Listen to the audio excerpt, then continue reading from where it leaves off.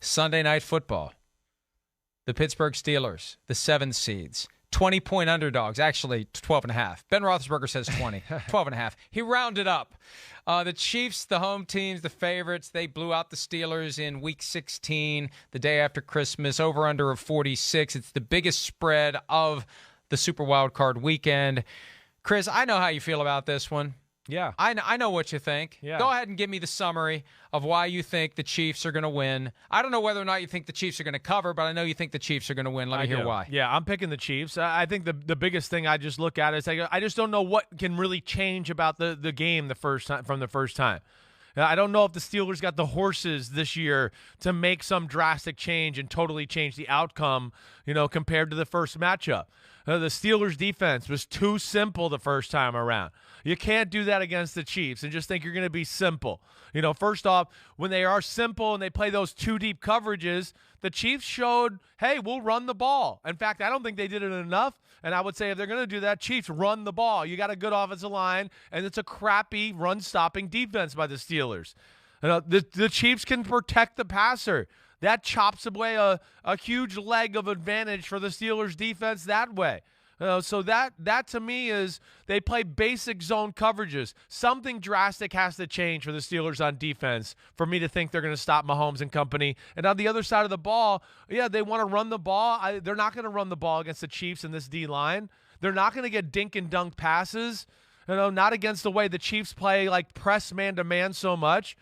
Can Big Ben and them scare the Chiefs a little bit and take some shots down the field and make a few plays? Can TJ Watt get a strip sack fumble? Can they get a punt return? That's the type of thing I think the only way they keep it close or maybe pull off an upset. But because of that, yeah, there's no way I'm taking the Steelers in this football game. I'm taking the Chiefs, and I'm taking them to cover the spread, 34-20.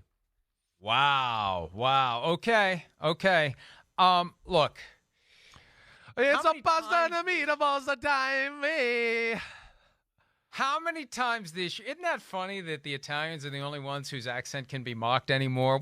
Yeah, seriously, though. You're right, though. It is like, why is that a green light? I know. You're right. I don't know. I think everywhere else it's racist, but for some reason we just go, that's cool. The Italians are cool. It's okay. We're okay with it. We don't have any problem. Right. We're too busy drinking jumpers and we stomping on the grapes. I'm Italian, folks. Yes. Don't get mad. And my wife is anyway, Sicilian, 100%, just that anybody wants to judge me out there.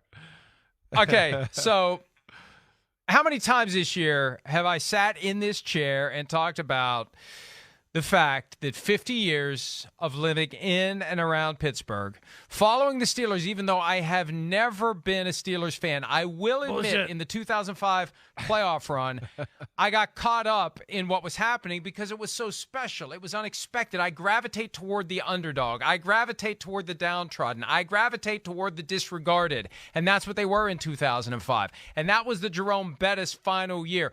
Ben Roethlisberger convinced him to come back for one more year. They go win a Super Bowl, and they even though they were 11-5, they barely made it. They made it by the skin of their nails into the playoffs that year, and they had to go on the road to Cincinnati and win. They had to go to Indianapolis. The Colts were the best team in football that year, and they somehow won that game. Then they went to Denver, and they somehow won that game, and then they went to the Super Bowl, and the officials handed them that game. That's a different story altogether.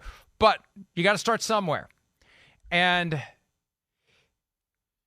I understand what I'm walking into here. Yeah. And I understand how it's going to look on Sunday night when everyone makes their picks and it's red all across the board, and there's going to be one. Bring it out, baby. Woo! Ooh. Get ready for the pasta and meatballs. Oh, good. So you got the pasta and meatballs in front of you? And I got another one. Whoa! We are doing it, baby. We are doing it. Yes, we are. I have faith. 27-24. An early, there's going to be something early. And I'm not even going to text you. I don't like to do it. I don't like to talk crap during the games because you never know when it blows up. No, you like to talk as soon as it's over. Yeah. Oh, as soon as the clock strikes 000, I talk shit all night long. Right. But until then, I bide my time.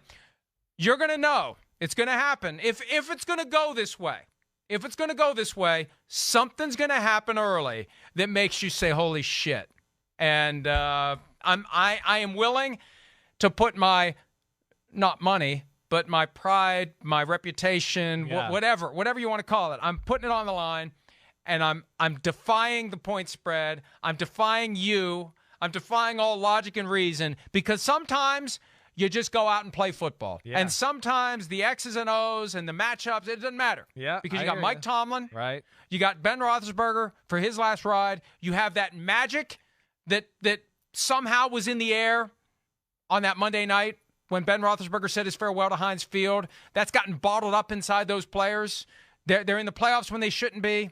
Dangerous, dangerous, dangerous, dangerous for the Chiefs. Dangerous for the Chiefs. And it's more dangerous than Patrick Mahomes saying, well, we're not taking them lightly. Of course you're not taking them lightly.